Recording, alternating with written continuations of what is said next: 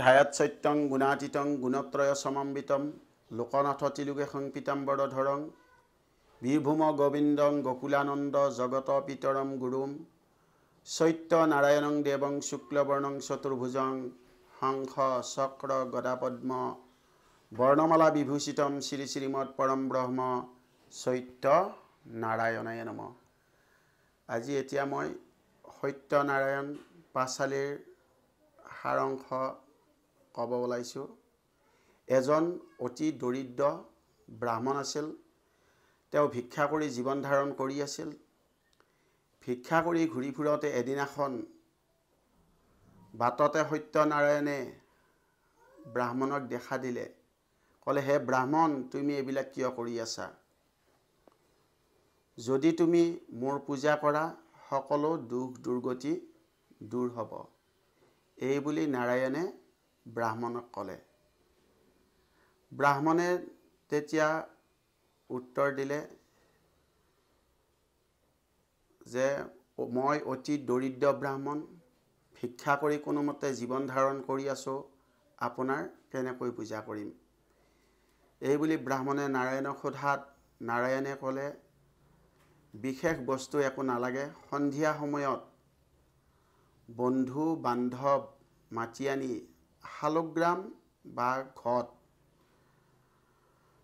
শালগ্ৰাম থাকিলে ঘট নাপাতিলেও হয়, শালগ্ৰাম বা ঘট স্থাপন কৰি মোক পূজা অৰ্চনা কৰিলে তুষ্ট হ'ম বুলি কোৱাত ব্ৰাহ্মণে আহি ব্ৰাহ্মণীক ক'লে, দুয়োজনৰ সিদ্ধান্ত অনুযায়ী এজনে কৰে এজনে নকৰে, ঘৰখনত যদি তেনেকুৱা কৰে তেতিয়াও নাৰায়ণ স্থিতি নহয়। গিৰিয়েক ঘৈণীয়েক দুয়োজনে আলোচনা কৰি যেতিয়া সত্যনাৰায়ণ পূজা কৰিলে, সেই অতি দৰিদ্ৰ ব্ৰাহ্মণৰ সকলো দুখ দুৰ্গতি দূৰ হৈ গৈছিল। আৰু কেইজনমান খৰিকটীয়াই খৰি কাটি জীৱন ধাৰণ কৰি আছিল। খৰি কাটি ঘূৰি ফুৰোঁতে এদিনাখন তৃষ্ণাযুক্ত হোৱাত পানী খাবৰ কাৰণে খৰিকটীয়াসকলে ব্ৰাহ্মণৰ ঘৰত উপস্থিত হ'ল। দেখিলে ব্ৰাহ্মণ সম্পূৰ্ণ সলনি হৈ আছে। অতি দৰিদ্ৰ ব্ৰাহ্মণ, কিন্তু সম্পূৰ্ণ সলনি হৈ আছে। তেতিয়া খৰিকটীয়াসকলে ব্ৰাহ্মণক সুধিলে, হে ব্ৰাহ্মণ, আপোনাৰ কেনেকৈ সলনি হ'ল? এই বুলি সোধাত ব্ৰাহ্মণে সত্যনাৰায়ণৰ কথা ক'লে। যোনে যি কামনা কৰে সকলো সিদ্ধি হয় বুলি কোৱাত তেওঁলোকেও কামনা কৰিলে, যদি আমাৰো দুখ দুৰ্গতি দূৰ হয় তেতিয়াহ'লে আমিও সত্যনাৰায়ণ পূজা কৰিম। এই বুলি কামনা কৰাত তেওঁলোকে খৰি বেচি যিটো মূল্য পাইছিল তাতকৈ দুগুণ মূল্য পাবলৈ ধৰিলে। এনেকৈ তেওঁলোকে দুগুণ মূল্য পোৱাত সত্যনাৰায়ণ পূজা কৰাত তেওঁলোকৰ সকলো দুখ দুৰ্গতি দূৰ হৈ ৰথ, হাতী, ঘোঁৰা এইবিলাক তেওঁলোকৰ বাঢ়িবলৈ ধৰিলে। এজন সদাগৰ দৈৱক্ৰমে ব্ৰাহ্মণৰ ঘৰত উপস্থিত হৈছিল। দেখিলে ব্ৰাহ্মণে সত্যনাৰায়ণ সেৱা কৰি আছে। তেতিয়া সেই সদাগৰজনে অৰ্থাৎ সাধুজনে ব্ৰাহ্মণক সুধিলে, হে ব্ৰাহ্মণ, এইবিলাক যে কৰি আছা কি লাভ হয়? এই বুলি সোধাত ব্ৰাহ্মণে নাৰায়ণৰ কথাখিনি ক'লে, যোনে যি কামনা কৰে সকলো সিদ্ধি হয় বুলি কয়। তেতিয়া তেওঁ কামনা কৰিলে, মোৰ গৃহত কোনো সন্তানৰ জন্ম হোৱা নাই, যদি সন্তান জন্ম হয় তেতিয়াহ'লে সোণৰ পতাকা দি পূজা কৰিম। এই বুলি কামনা কৰাত তেওঁৰ ঘৈণীয়েকৰ নাম আছিল লীলাৱতী। লীলাৱতীৰ গৰ্ভত কলাৱতীৰ জন্ম হ'ল। দিনক দিনে ডাঙৰ হ'ল, যৌৱন হ'ল। বিয়া দিবৰ কাৰণে পাত্ৰ বিচাৰি আনি বিয়া দিলে। দি শহুৰাক জোৱাক দুয়োজনে ব্যৱসায় কৰিবৰ কাৰণে আন ৰাজ্যলৈকে গুচি গ'ল। যিখন ৰাজ্যত গৈছে সেই ৰাজ্যখনৰ ৰজাজনৰ নাম আছিল সত্যবান। সত্যবান ৰজাৰ ৰাজ্যত তেওঁলোকে ব্যৱসায় আৰম্ভ কৰিছে। যেতিয়া সত্যবান ৰজাৰ ৰাজ্যত ব্যৱসায় আৰম্ভ কৰিছে তেতিয়া সত্যনাৰায়ণে সত্যবান ৰজাৰ ৰাজভঁৰালত চোৰ লগাই দিছে। দি বস্তুবিলাক উলিয়াই আনি সদাগৰক কম মূল্যতে দি দিছে। তেতিয়া সত্যবান ৰজাই সৈন্য লগাই মানে বিচাৰি ফুৰিছে। তেতিয়া সত্যনাৰায়ণে আকাশবাণী কৰি কৈছে, এহি বেটাই চুৰি কৰি পাতিছে দোকান, এওঁলোকে চোৰ কৰি দোকান পাতিছে বুলি আকাশবাণী কৰাত তেওঁলোকক কোনো সোধ পোছ নকৰাকৈয়ে 12 বছৰ কাৰাদণ্ড দিলে।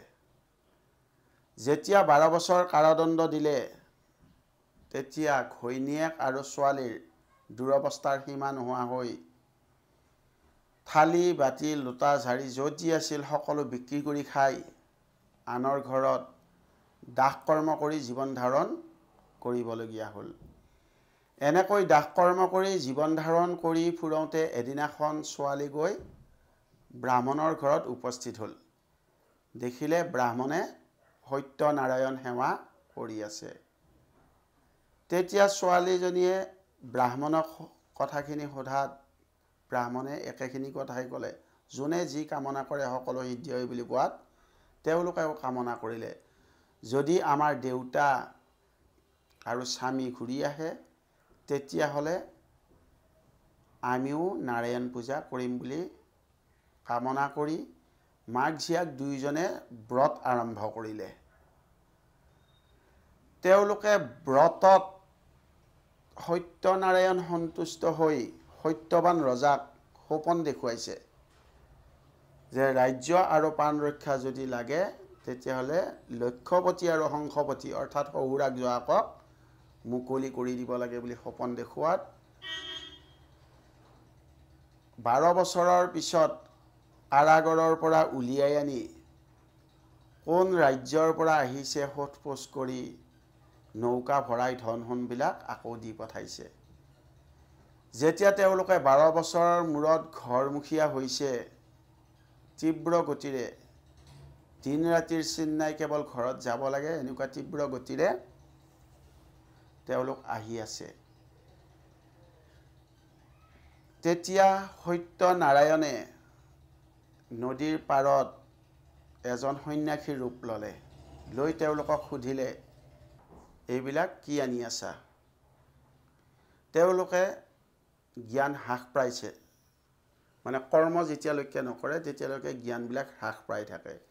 গতিকে তেওঁলোকে জ্ঞান হ্ৰাস পাই ক'লে, এইবিলাক একো নহয়, সকলো লতাপত্ৰ।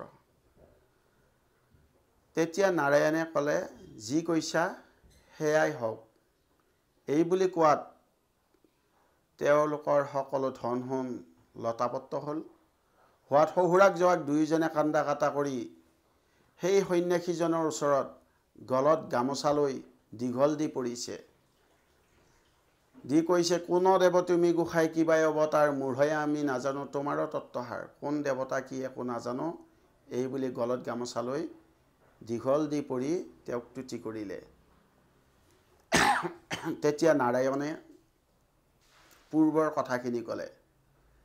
গৃহত সন্তান নাছিল, সন্তান হ'লে সোণৰ পতাকা দি পূজা কৰিম বুলি কৈছিল।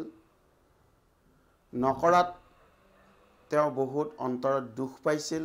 দুখ পাই 12 বছৰ কাৰাদণ্ড দিছিল। কলাৱতী আৰু লীলাৱতীৰ ব্ৰতত সন্তুষ্ট হৈ তেওঁলোকক মুকলি কৰি দিয়া কথাখিনি কোৱাত ব্ৰাহ্মণে মানে মুকলি কৰি দিয়া কথাখিনি কোৱাত তেওঁলোকে তাতে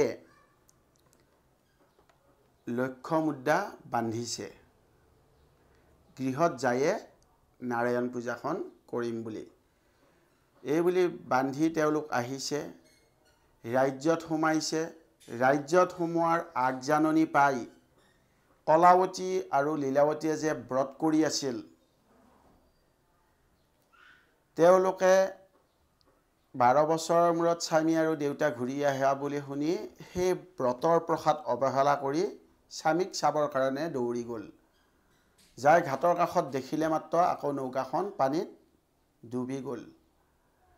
তেতিয়া মাক জীয়াকে অনুনয় বিনয় কৰি কান্দিছে। তেওঁলোকৰ কান্দোনৰ ৰোলত সত্যনাৰায়ণৰ অন্তৰ গলি গৈ আকাশবাণী কৰি কৈছে যে তেওঁৰ প্ৰসাদ অৱহেলা কৰাৰ কাৰণে এই দুৰৱস্থা হৈছে বুলি আকাশবাণী কৰাত সেই অৱহেলা কৰা প্ৰসাদ ভক্তি সহকাৰে গ্ৰহণ কৰাত নৌকাখন ভাহি উঠিছে আৰু ৰাজ্যত সোমাই সোণৰ পতাকা দি পূজাৰীৰ জৰিয়তে বিধিসন্মতভাৱে পূজা কৰাত সত্যনাৰায়ণ সন্তুষ্ট হৈ তেওঁলোকক আশীৰ্বাদ কৰিছে আৰু বৈকুণ্ঠত গমন কৰিছে।